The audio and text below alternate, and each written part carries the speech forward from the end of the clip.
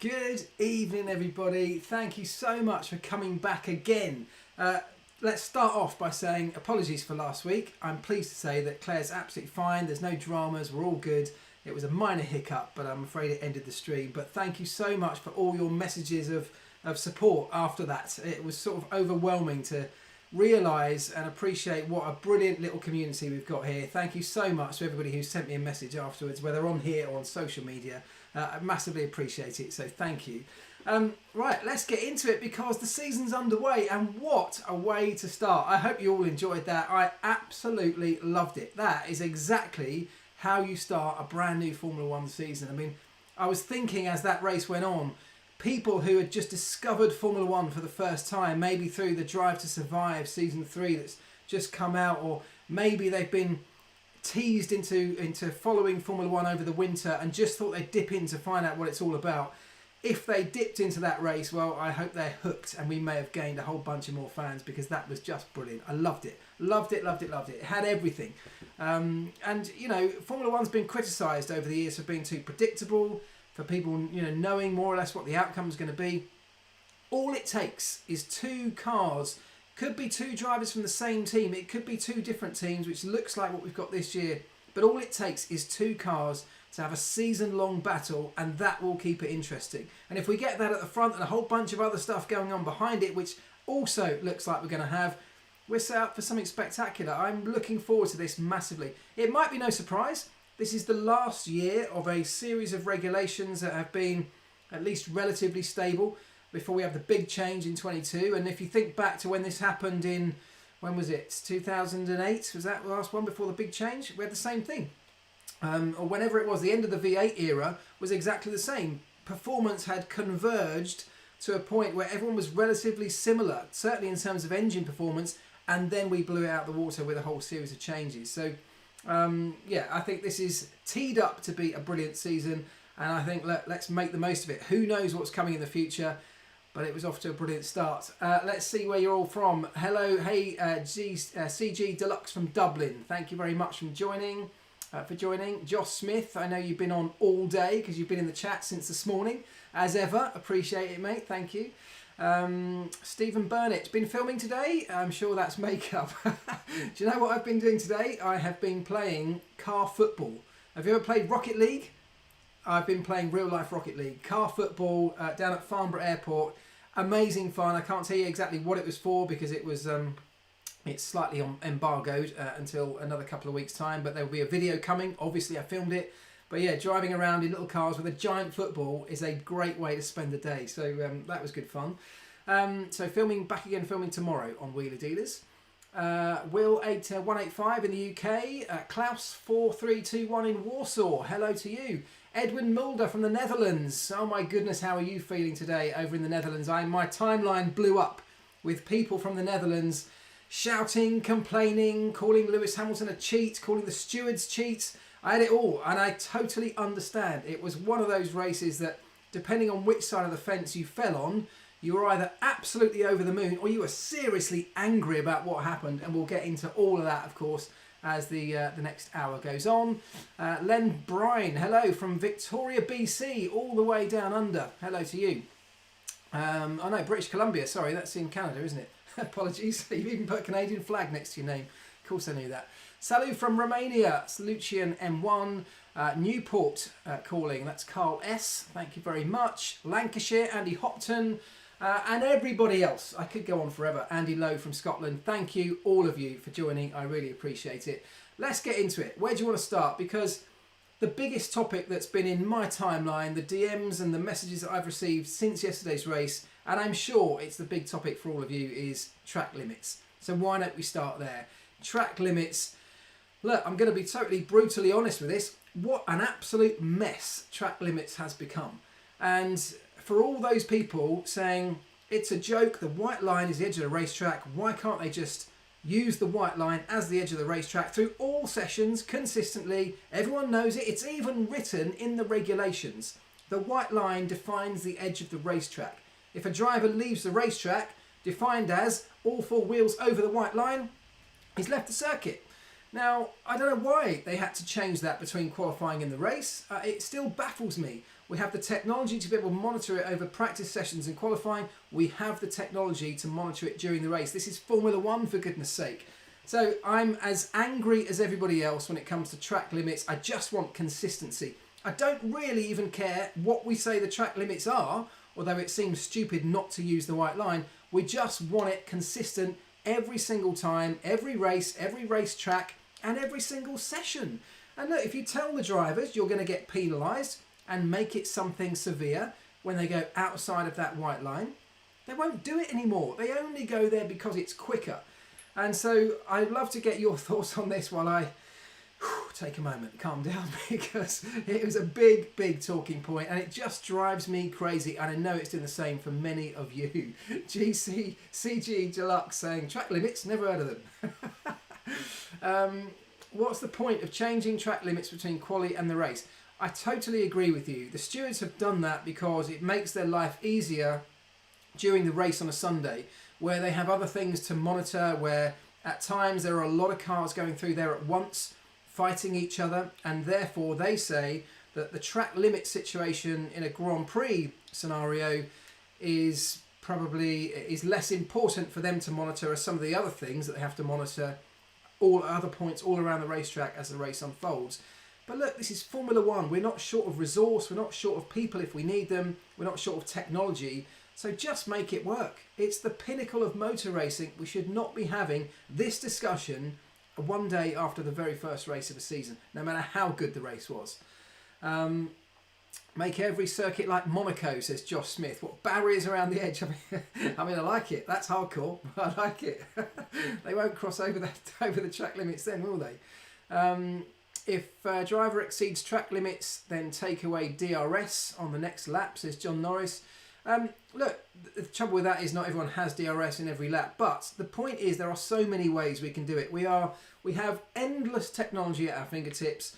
We could do it very simply. It would be a change, but so what? We're changing all sorts of stuff. If it's a change for the good that's going to improve the sport and give everybody clarity on what's required and what rules we're working towards, then just do it. Let's just make that change.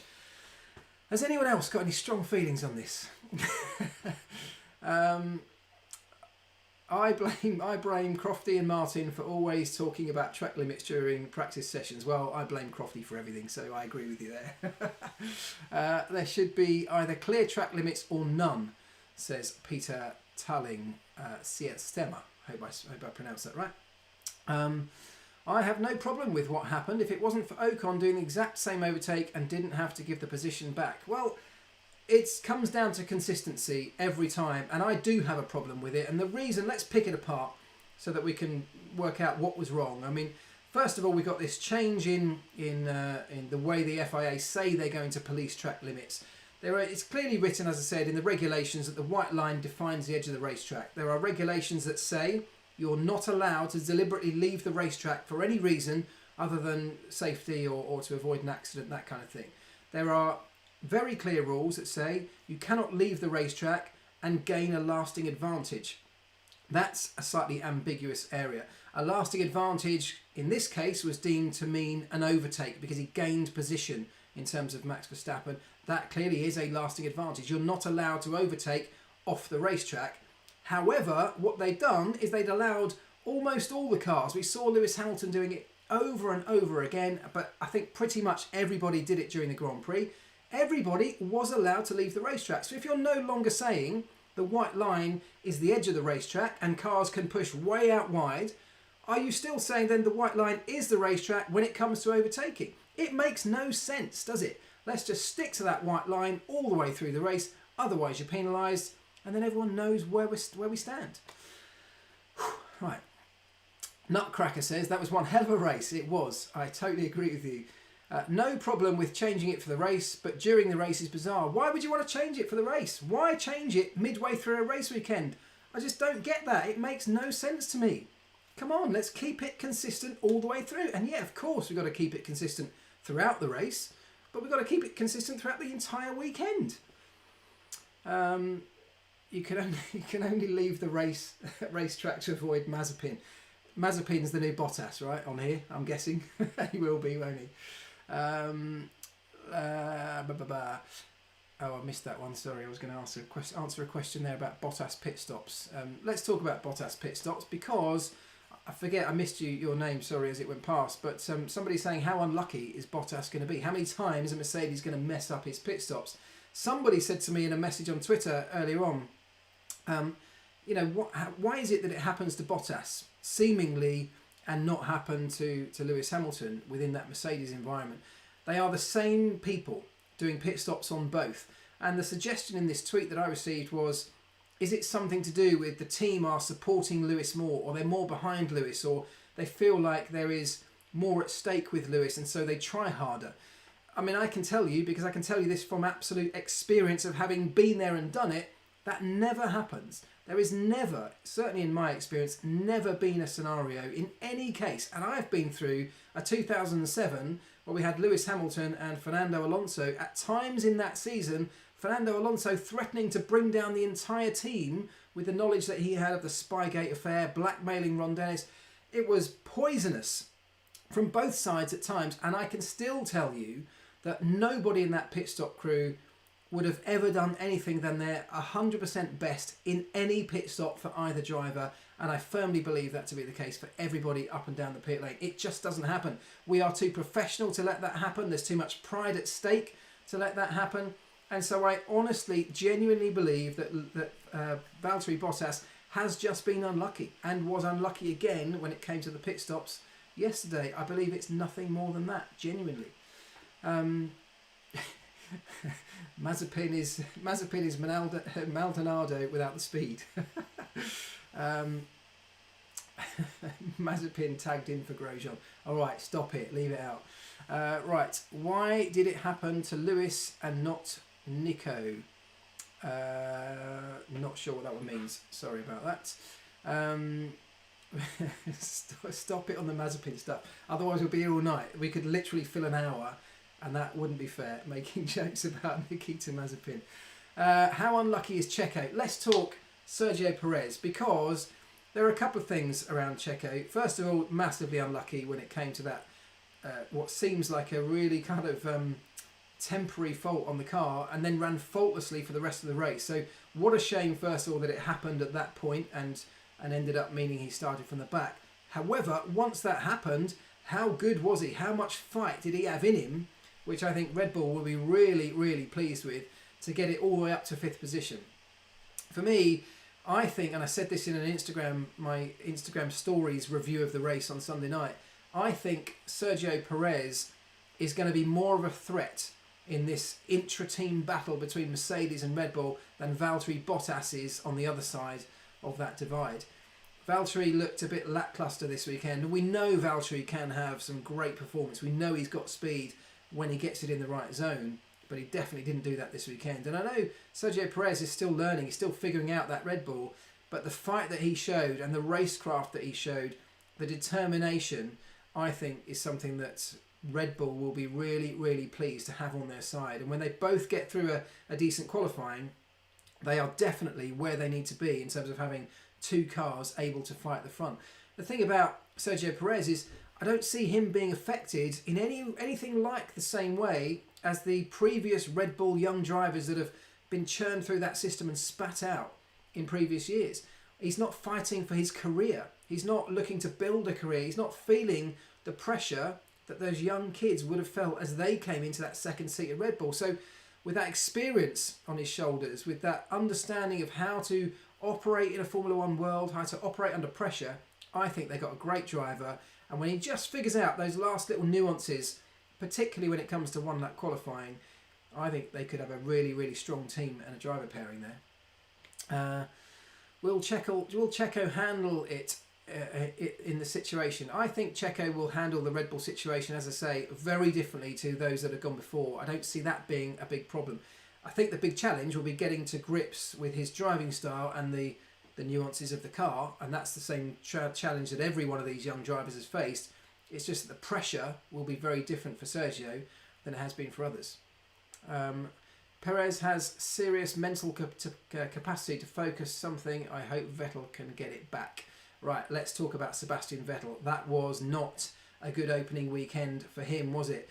I was watching that race and we got to halfway through, whatever it was, and I actually was thinking, I nearly tweeted, it's great to see Sebastian Vettel going wheel to wheel, because he'd done it all throughout the first part of that race. He had a number of wheel to wheel battles with people and had held his own, and it was like having the old Seb back. All right, he didn't have a car capable of challenging at the front, and then he made a horrific error into the back of Esteban Ocon, and worse than that, straight on the radio, blaming Ocon for something he just simply didn't do.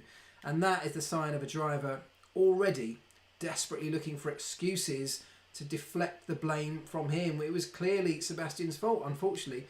Way too early to write him off. I'm certainly not doing that. I still think Seb has got a huge amount to offer the sport and the team. And I think this will be a hiccup rather than a sign of things to come. But it wasn't the way he would have wanted to start this next phase of his career in this new team of Aston Martin. Vettel radio was embarrassing when he hit Ocon. I agree with you, it was. It was a rookie mistake hitting somebody up the backside. It certainly was. I agree with that too.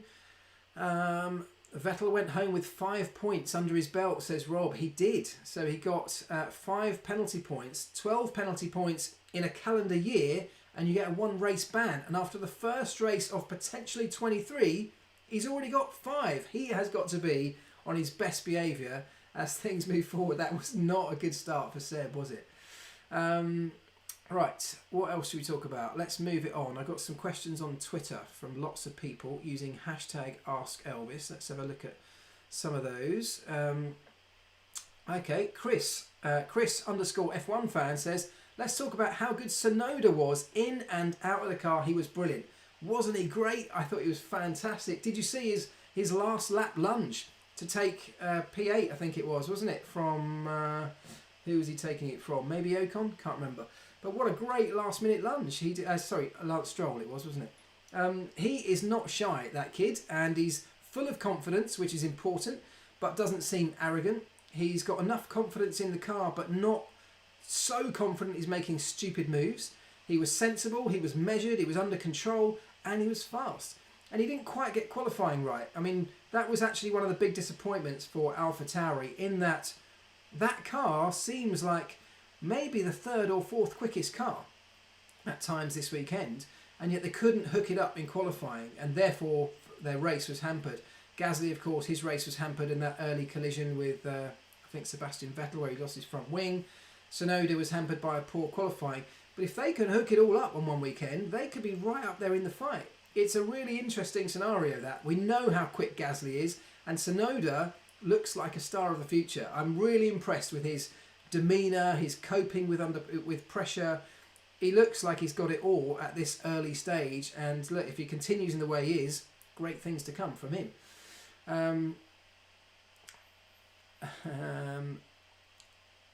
Let me see, sorry, just having a look through. Yuki's one of them drivers I've got a good feeling about. Josh Smith, I agree with you. He's a speedy boy. Lee Nux, totally. Will team orders come into place if Checo can overtake Max for the win, says Dylan Wheater. That's a good point. There is no way that Checo has signed a contract to be a number 2 driver, and I don't even think Red Bull would ask him to do that. I think that they believe enough in Max's ability that they don't need to assign a number 1 and a number 2, because I believe, and I think they agree, over the course of a season, Max is still the strong favourite no matter who you put him up against in that car. That's his car, that's his team, it's been built around him, he knows it inside out, he's very comfortable with the way that thing operates, which clearly has some slight nuances over other cars that these other drivers are struggling to get to grips with. He's got a massive advantage, so I don't see Perez being a kind of hindrance in terms of a title challenge over the course of the year. But if the season goes on and Max is genuinely in the hunt for a world title and Checo isn't, they will have to start thinking very early on about using him.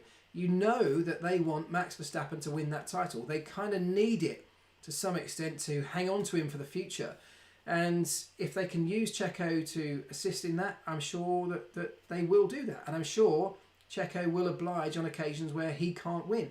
I don't see them, at this stage at least, throwing a win, asking Checo to move out the way if he's on for the win and Max is behind. But as the season goes on, like any team would have to do, they may have to make some of those difficult decisions.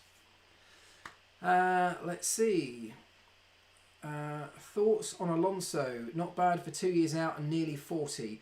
Yeah, Alonso I thought was decent. Yeah, it was a good, solid start, wasn't it? He dragged that car into a decent position before he had a sandwich wrapper stuck in the brake ducts. And I've had that before. We used to get it in Australia quite a lot, given that it was this sort of streety circuit. It was quite dusty and dirty, often quite windy. Sandwich wrappers, plastic bags getting blown into the brake duct. And as soon as one of those is in there, there's zero airflow getting to your brakes. And within 1-2 laps, it's overheated to the point where you're in for an imminent failure. So nothing much you can do about it unless you can time it with a pit stop and get it cleared out. But such a shame. But his driving I thought was great. I thought I still think he'll find many ways to improve. He even admitted himself he's still kind of learning. He's still getting to grips with the new cars, the new ways of using these tyres. Certainly everyone's getting to grips with this new lower downforce, particularly the aero balance having moved forward on these cars because of losing some of that rearwards downforce, and how that changes the way most of these cars are driving. He's getting to grips with that like everyone else. So driver performance is something that should gradually and incrementally start to improve from everybody. What's going to be really fascinating is, particularly if we take the two at the front, the Mercedes and the Red Bull, if they're genuinely as close as they were this weekend, if that battle continues where there's almost nothing in it and maybe at circuit to circuit it swings one way to the other, perhaps the deciding factor in this championship will be how long each of those teams is prepared to continue developing this car, and at what point do they just leave it and switch over to the 22 car. It's a really difficult juggling or balancing act, because 2022 of course is a whole new massive opportunity where nobody wants to be left short. But if there's a championship at stake this year, you can't really afford to let go of this one either. So that's going to be fascinating to see how that plays out. It might be a case of twitchy trigger fingers and see who pulls it first. Lando impressed. Who's going to come out on top between him and Danny? I'd love to know your thoughts on that, actually. Lando had a great first weekend. In fact, McLaren I thought had a solid weekend. Daniel Ricciardo, again a bit like Fernando, still sort of figuring a few things out with that car. Just couldn't quite get the tyres to work, as I think he described after the race, in certain conditions. We know how sensitive these tyres are, and again with the aero balance shift that these cars have had, it's not just a case of picking up where you left off last year. So I think that McLaren have got a really solid base for a proper good assault for that third place. It's not going to be easy. There will be people challenging them, but with Aston Martin tripping over themselves, with Alpine tripping over themselves this weekend, with the AlphaTauri not having the strongest finish either that they could have possibly had, McLaren look at this point to be hitting the ground running, which is something to be said for the change they've gone through with a new power unit and the changes they've had to apply to their car to suit that. Then there's a lot to be said for that after only 3 days testing. So congrats to all of them. Who do you think is going to come out on top? Lando, says Brad the Fitter. Steve Burnett says Lando. Chris Daniels says Lando. Uzia Syed says Daniel. Love Lando, he's an amazing person, says Erwin Mulder. Absolutely. Honey Badger will come back strong. Dhruva Sinanan. I totally think he will. I agree with you there. Lando's brilliant in and out the car. Simon Stansfield.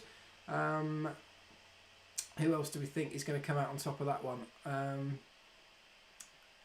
Okay, well let's leave that McLaren chat there. But I think it's going to be a really difficult one to call. I'm honestly not sure who's going to come out on top. My feeling is Daniel Ricciardo has a bit more in his locker, just given his experience. He's won races. You know, I think when he gets to grips with that car, if you think about the way he started off at Renault, it took him a few races to get the hang of it properly, to learn how to get the best out of that car. And given that we've had almost no testing, they're doing that learning at the first few races this time around. But when he does get it, when it does click, I think he's a formidable driver. I think he's one of the top 3 or 4 drivers on this grid. Lando is also a fantastic driver. And I don't know, I can't call it. I'm not sure I can call it. I think they'll be really tight, really close right throughout the season. But it's a battle that I'm really looking forward to seeing. Andy Leese says, I like them both. Yeah, I do. I agree too. They'll tie on points, Dylan Wheater. That would be close. Will185 says, will you start making circuit guides again? That's a good point. I thought about it, but I actually haven't this time around, partly because I've been doing it now for a few years and they all kind of feel the same. If I go through the circuit guides again, it feels like I'm just saying the same stuff over and over again. So I've taken the decision not to at this point. Feel free to go back and look at previous circuit guides on the channel. They're all in a playlist on the channel, so please do go and do that. But yeah, for now, I think I'm going to give the circuit guides a miss. I'm having to drop some stuff, as I said last week, just to figure out what I can fit in and what I can't. I've got a very busy schedule this year. The podcast, thank you, by the way, everyone who's listening to the podcast. That is doing great guns, some amazing feedback, so thank you if you sent me some. I had some brilliant messages this week. If you haven't yet checked out my podcast, you can watch it here on the channel if you can bear to stare at me for a whole hour. If you can't bear to stare at me, I totally understand, but you can listen to it like any other podcast, wherever you get your podcast from, Spotify, Apple Podcasts, Google Podcasts. But please do go and give it a try. It's something a little bit different. It's not just talking about the racing, it's talking about the cultures within Formula One teams and how we can learn from them. So I'd love it if you go and check that out. What else can we talk about? Oh, I know what I was just about to say. Obviously, Wheeler Dealers filming is on top of all of that. The live show here, and I am going to start to try and fit in some other videos as the racing now picks up. So that's what I'm going to try and figure out, how I slot it all into the schedule and get something a bit more consistent. I am slightly in no man's land at the moment, where I've got random videos popping up, but nothing consistent other than this one and the podcast. So I will rectify that shortly. 23 Grand Prix, too much? ? Jimmy Harrow. Too much for who? That's the big question. I'd love to know actually your thoughts on this. As a fan watching from home, and please answer this and I'll come back to your comments on it in a minute.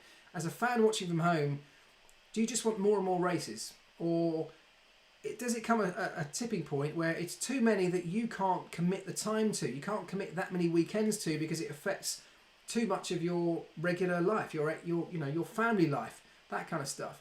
You tell me what you think about that. More races, are more races just better from a fan's perspective, or is there a limit?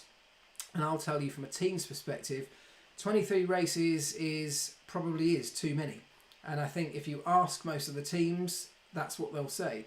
I talked to my mates still in the pit lane today, and that's what they think, because it's not only that it's just working 23 weekends, it's the travel that goes along with that, it's the time away from home, of course, it's the sacrifice that they make to put 23 races on. And it's not even just about popping away for the weekend, because on many of those races you're actually away for a lot longer when it comes to double headers, triple headers. So I'm certainly not playing the old violin for people in Formula One saying they've got such a tough life. It is a tough life, but it's also a brilliant life, and I'm sure none of them would change it for the world because they love being there. But for me, 23 is probably a bit too many. I think in my ideal world, 20, maybe 21 was about right, felt about right from a team's perspective. 20 races feels like a good number. What do you think? 21 was enough. Sandy Barnes, Luca Podloga, 20. I agree with you. 23 is plenty, not forgetting sprint races. Too much, says Nutcracker. 20 races would be fine. 20 races was a stretch for life balance. 23 is too much. Andy Lowe. Lots of people saying 20. As a fan, I'd make it 50, says Ashutosh Dave. So that is what I'm trying to get here. I mean, and this obviously is a very individual perspective. Lots of people saying 20, 21. But for some people, you know, F1 is literally their life. They would watch it every weekend, like people watch football matches every weekend. If they just kept the races coming, for many fans, they'd watch them. And if F1, of course, see that, and they see the dollar signs churning, because if people will watch, if you put more and more races on, that means more and more revenue stream for both the teams and also for the sport. So it's a difficult balance to be had, because Formula One, Liberty are in the business of making money, but from all of our perspectives, fans' perspectives, there must, in my mind, come a tipping point where viewing numbers will start to tail away, because people simply can't commit that much time to anything, let alone a Formula One season. 23 is fine for now, says Goofy. 26 races would be best every second weekend, says Aussie. That's hardcore. 23 is fine. Other sports like NFL are more. That's all very true. I'd say that Formula One has a little bit more of a commitment to an event though, because if you're going to a football match, for example, you can turn up to that match the day before, the evening before, sometimes even on the morning of the game if it's an evening match. You can't do that in Formula One. You are away for pretty much a week, at best case on a single race, a lot longer than that on double headers and triple headers. So it is slightly different. 30 races perfect. 23 is maybe too much, but now we have to wait 3 weeks. Well, that's the thing. Yeah, there is going to be times where you just want another one. If it happens to be like they're all like they were yesterday, keep them coming. Right, let's go to another question from Twitter, because we got loads this week. Thank you very much for all of them. Let me see. Oh, lots of questions about track limits. Okay. Terry Towling says, now that Red Bull are so strong, will Mercedes regret not swapping Bottas for Russell? Again, love your thoughts on this. Personally, yeah, I think they will. I think they'll regret it in terms of if Sergio Perez is a stronger competitor than Valtteri Bottas is, if this becomes a four-way fight or a two-team fight, and Mercedes have always had the upper hand because they've had the two fastest cars on that grid. If that's no longer the case, if the Red Bull is either faster or thereabouts in the mix, and Perez is up there with Verstappen, Mercedes will suddenly have to start, or will suddenly regret, not having a second driver that is as quick as the guys right at the very front, if indeed it turns out Bottas isn't. You could have got that perhaps with George Russell. The challenge, of course, with George Russell is that he's got massive aspirations to become a world champion. He believes in himself. He's looking at a career beyond Lewis Hamilton where he thinks he can be the next great British driver. And he doesn't want to be held back. He is one of those kids, like Lewis Hamilton was when he came into the sport, that believes he's good enough and therefore wants the opportunity to show it. So when you get that intra-team battle between a George Russell and a Lewis Hamilton, let's say, for a championship, that's when the problems start coming back in for Mercedes, just like the problems we had at McLaren with Lewis Hamilton and Fernando Alonso. When the one guy in the way of your world championship is the guy on the other side of the garage, wearing the same team kit as you, driving the same car as you, that is where the most difficult, challenging dynamic of a team perspective comes into play. And that, I think, is what Mercedes were trying to avoid by keeping hold of Valtteri Bottas, where everything just works perfectly. What are you saying on this, though? Russell and Lewis for 2022? Yeah, I suspect there's a chance for that. I'm not 100% convinced that Lewis will be here in 22. And let's get thoughts on that. I'm not sure. As I said to you recently, I spent a day with Lewis, a whole day of filming where we got to chat a lot about all sorts of things.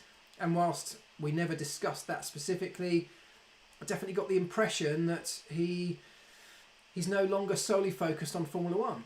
And, you know, he's got this brilliant ability to switch focus onto Formula One when he needs to, and such a great ability to do that he can turn it back on to number 11 when he has to do it, like he did this weekend.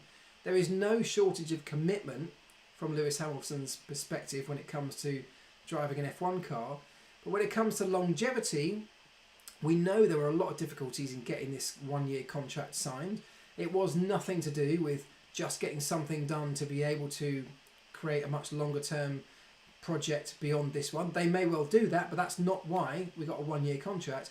We got a one-year contract because there were a lot of difficulties in getting this one over the line, and therefore it was much easier in the end, because it was running so late, to get a one-year deal done than to continue down the path that was proving so difficult to think about anything further than that.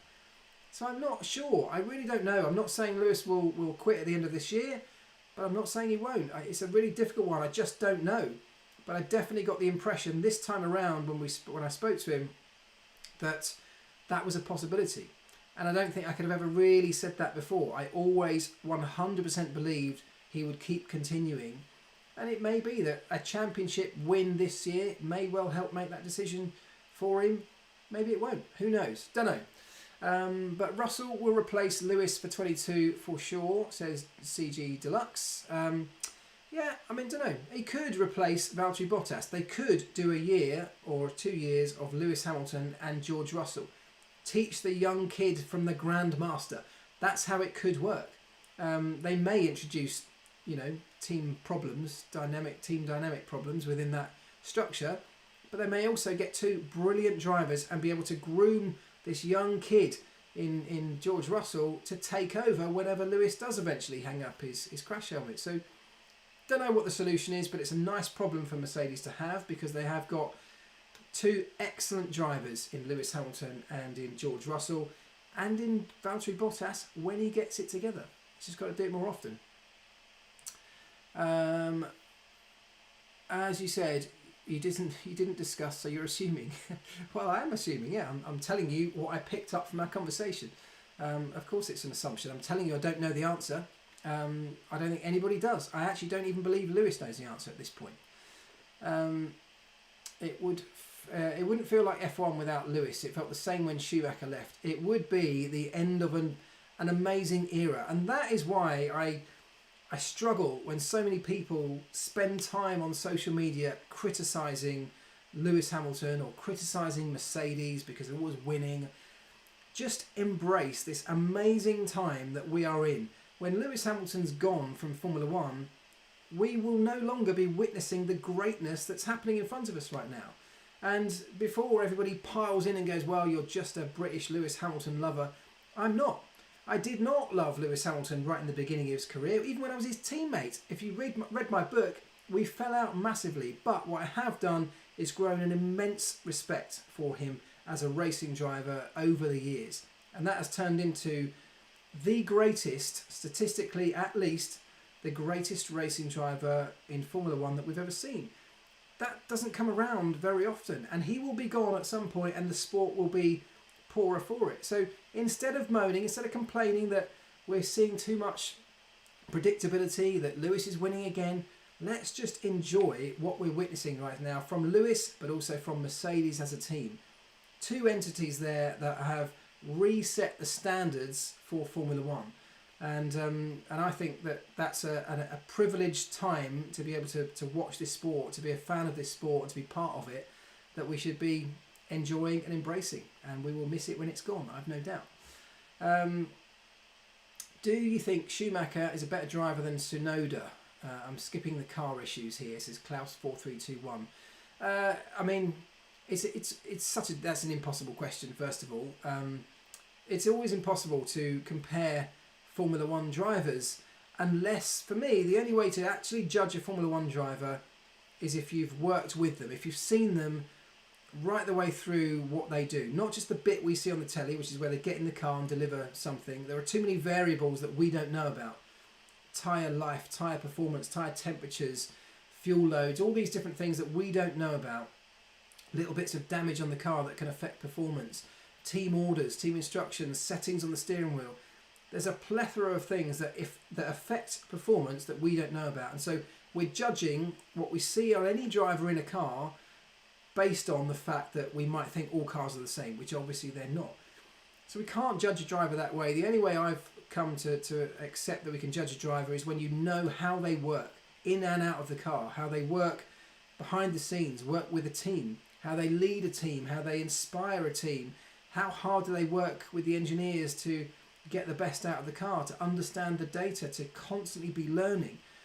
And that, if you bring that back to Lewis Hamilton, is something that I saw and witnessed be exemplary with Lewis. So I can take a view on Lewis and say he has grown into an unbelievable driver in all aspects. And there are many others as well. Fernando Alonso, very similar. Different work ethic, but still massively driven, and tries in a different way that doesn't always work to completely drive a team in the direction he wants it to go. So lots of drivers come at this from different aspects. As for Mick Schumacher, look, he got his car to the end of his first Grand Prix, something his teammate wasn't able to do. A very difficult car, and it's going to be like that all season. Tsunoda is in a car that is pretty strong. Like I said, maybe the 3rd or 4th best car on the grid right now, and so has an incredible opportunity to show what he can do over and above Mick Schumacher. But Mick Schumacher just has to stay out of trouble. He has to not do what Nikita Mazepin did at the weekend and not spin on his own, not make unforced errors. Those will be the things that he'll be judged upon. The team will get a much better view of what he's like to work with, and that information will start to disseminate around the paddock as people talk to each other. That's how you judge a driver, from people that have actually worked with them. Oh, that was a big one. Right, let's move on. I'd be happy with 52 races per year.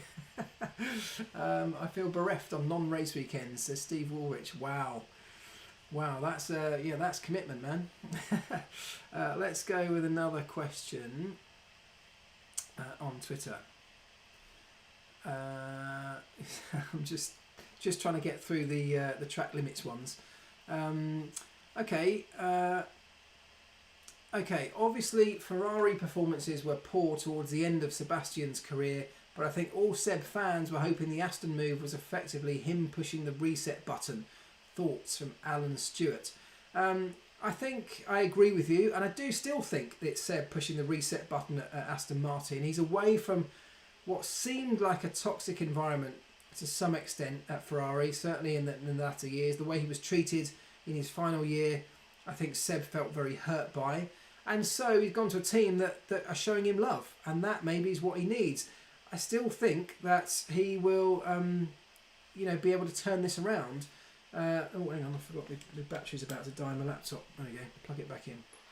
I still think that Seb will be able to turn this round, and I don't think that this hiccup that he had at the weekend will define his season, but he does have to get on top of that, because there are high expectations when you're a four-time world champion coming to a team like that.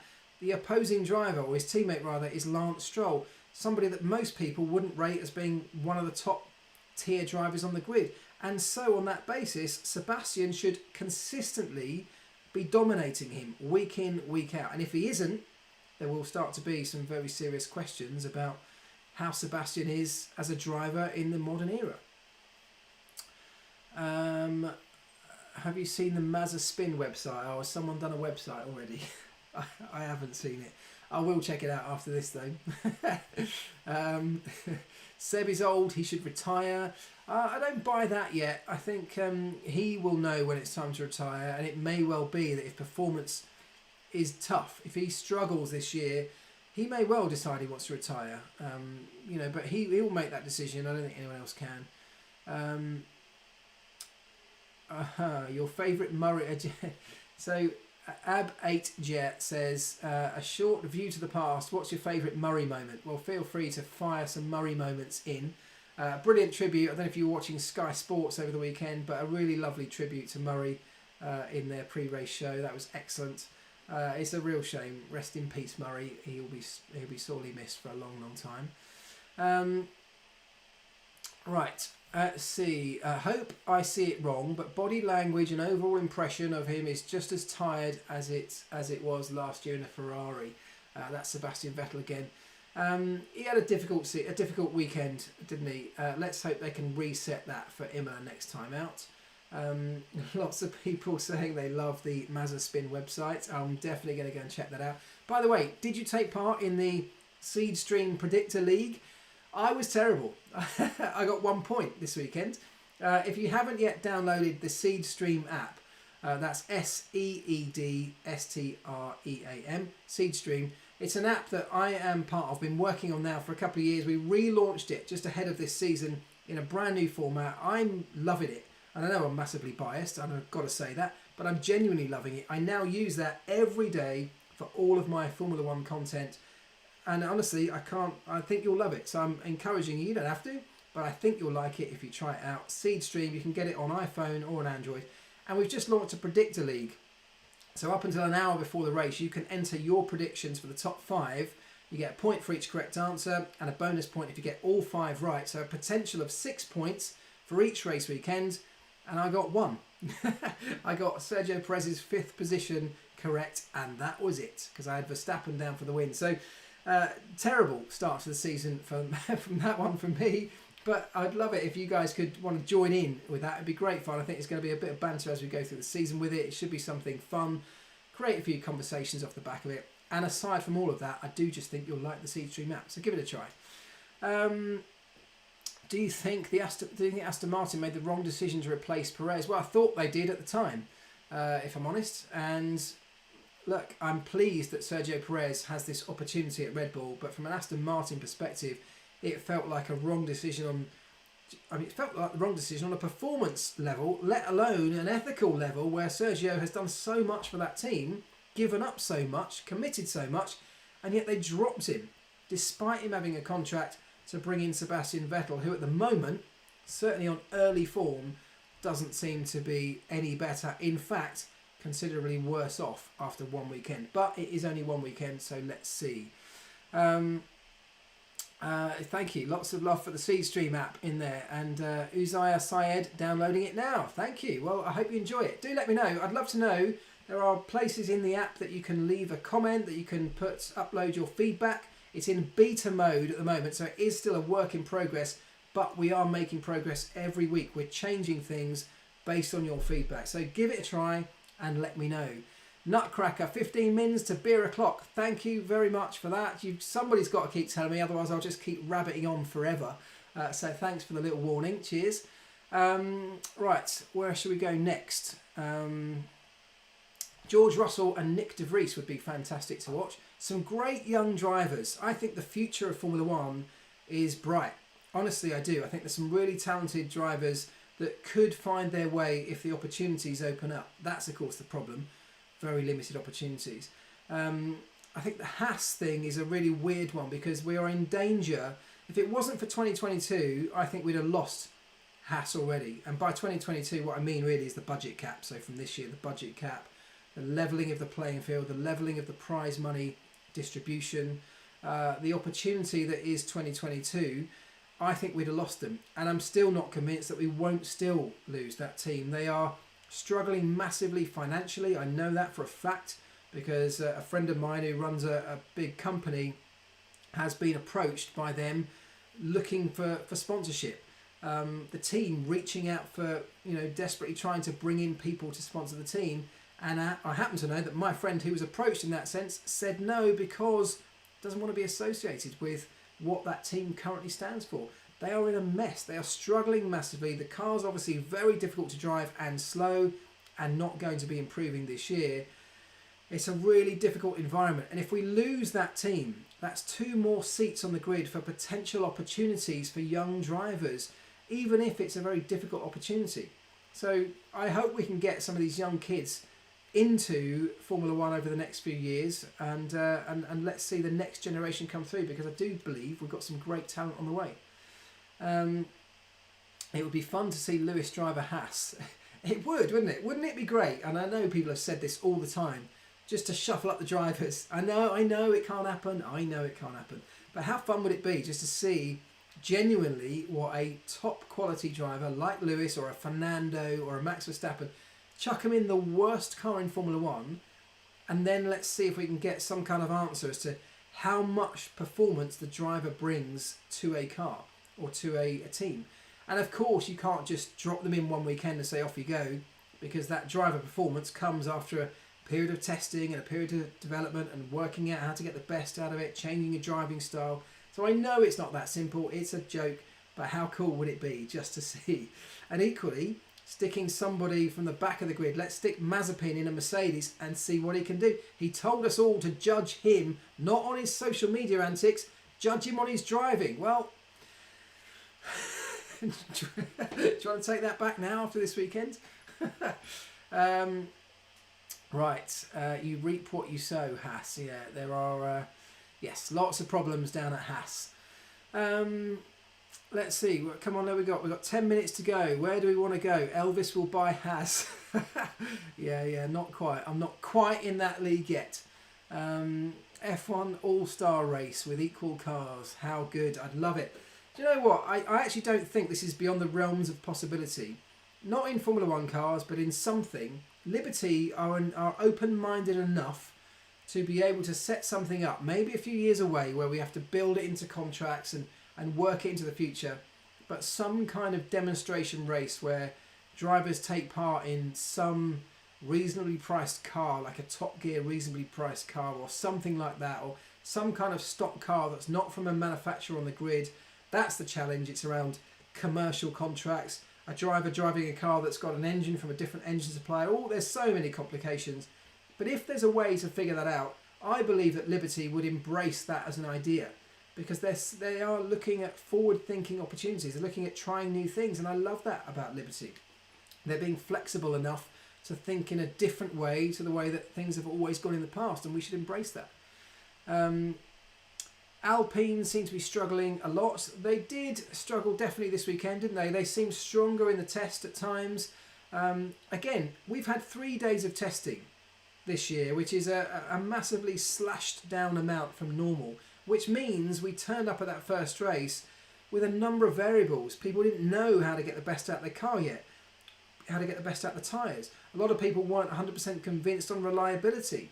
We've got new drivers in new teams. We've got a technical change to the rules in the floor and diffuser work and the rear brake duct changes that was not massive, not completely shifting of the whole performance structure, but enough to tweak the performance between one car and another, to maybe shake up the grid. And I think those are all the things that played into making this weekend absolutely brilliant. And because we're not going through an entire season with normal development potential, where normally by the end of the season we've got a little bit of convergence because everybody's improving their car all the time, what we're going to have this year is much more unpredictable levels of performance, because some teams might continue to develop a little bit, others won't continue to develop at all, others might continue pushing for quite some time.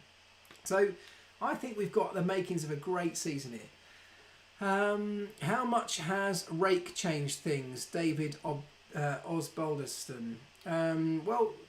Rake hasn't changed things, but the regulations definitely seem to have changed things. And this is still something I'm struggling to fully get my head around. Not being in a wind tunnel and seeing the data, everything would point to the fact that the changes we've seen in the regulations, so the tapering in of the rear of the floor, the loss of strake height on the diffusers, they should all hamper, on paper, the higher rate cars, more so than the lower rate cars, but they're not. It seems to be working the other way around, and I can only think that, I think I said this last week, that in making this change, it's forced people to look down different avenues to recapture some of that lost performance. It may be that a lot of the work that's now being done around barge boards or the front leading edge of the floor, the outer edges of the car's floor, the T-tray bit right at the front, the nose and the cape coming off that, everyone's had to really focus in new ways, looking for new ways to recapture that lost performance in those areas. And it may be that, having been forced down that new avenue, people like Red Bull have found a kind of breakthrough in how to seal the edges of their floor, which has this huge gap at the rear end in front of the front tyres. A huge gap that, you could crawl under it as a mechanic. And you've got to somehow seal that off to stop the airflow from outside escaping or being drawn into the diffuser, and therefore minimising the diffuser's effect. That seemingly would be much easier to do when you've only got a smaller gap in which to seal. But it's not working that way. So I don't know the absolute answer to this one yet. I'm asking people all the time, trying to figure it out, the details of it. But it does look like the lower rate cars, that's the Aston Martin mainly and the Mercedes, have been hurt a little bit more. Doesn't mean it will stay like that. It may be because it's a new change. They just will figure it out as time goes on in simulation and be able to apply that to the car, and maybe things will change again. But that's the way it looks right now. 5 minutes to go. Is this the most talented grid in the last 20 years? That's a good one. I'd love to know your thoughts on this. Is it the most talented grid? So let's look at that. We've got... Who have we got? We've got Mazepin. You'd knock off that list.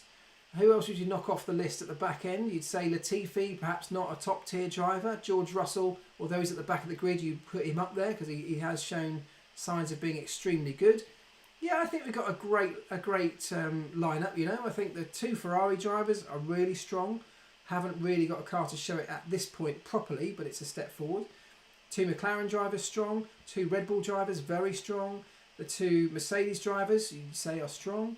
I think Aston Martin, you got a question mark over, because I know we know what Seb can do. He's not showing it yet. Lance Stroll, he's shown signs of being brilliant on occasion, but nowhere near consistent enough. In Fernando Alonso, we've got potential to be fantastic, but again, maybe we need a bit more time to see that. Esteban Ocon, the jury's still out for me. I'm not sure. I'd love to know what you think. Esteban Ocon, I don't think has done enough yet for me. When we measure him against Daniel Ricciardo last year in the Renault to justify being included in a top tier bracket. Alfa Romeo, we've got Kimi, who's still showing signs of doing great things, but perhaps not the top tier anymore, of course. Giovinazzi, I don't think would be included in that bunch either. So I still think there's room for improvement as ever, but I do think we've got a really strong grid. I think we've got a really talented grid. And the fact that the cars are a bit closer this year, seemingly as well, means we should have a great season ahead. Hi-Fi Tommy says last year's driver lineup was better. Well, yeah, that's interesting, isn't it? So who do we lose? We lost both of the Haas drivers. I was always a fan of Kevin Magnussen. I thought he had more talent than we really gave him credit for at times. Who else did we lose? Tell me who we lost. We lost... Did we lose anyone else? Can't think. I've gone blank.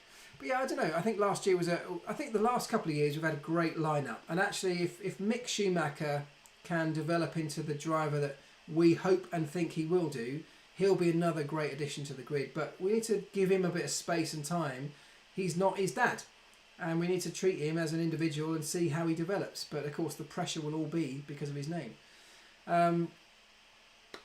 Seb does have lack of pack or just makes too many errors. Well, he is making too many errors. Absolutely agree with you there. What did you make of the whole turn 4 situation? Don C, where have you been, man? Did you miss the first half of the show? I've only just calmed down after shouting about the turn 4 situation. Oh, Kavia and Alex. Yeah, sorry guys. I know. Yeah, you're right. I missed those two tonight.